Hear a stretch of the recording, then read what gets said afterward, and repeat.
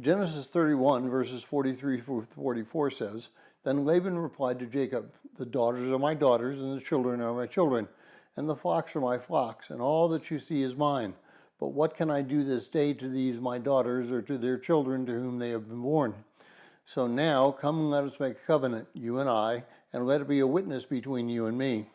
And then Genesis 31, 50 and 52 says, If you mistreat my daughters, or if you take wives besides my daughters, although no man was with us, see, God is witness between you and me.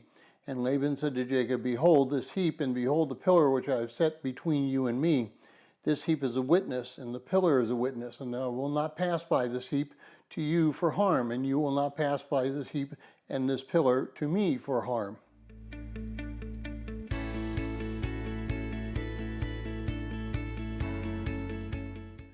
Well, if you're joining us and reading through this 90-day reading plan, today's reading is Genesis 31, and I encourage you to read that passage.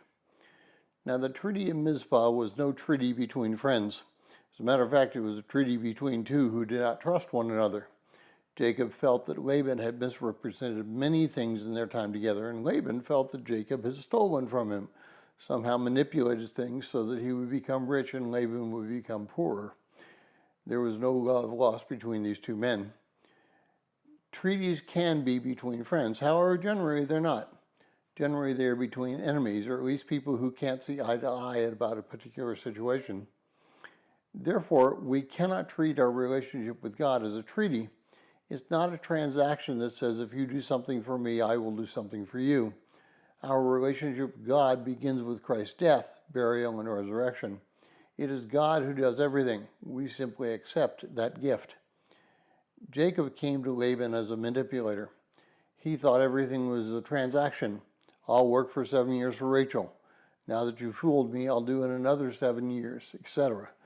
Laban was also a manipulator. If he had his way, all the benefit that Jacob brought to the table would have been given to his sons and not to Jacob. Both these men learned a lesson, but I think it impacted Jacob so much more.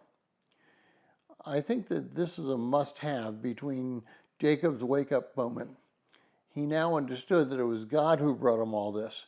He understood that it was God who was in his charge, and he was still a manipulator. He still had a lot of education in front of him, but God had finally gotten his attention.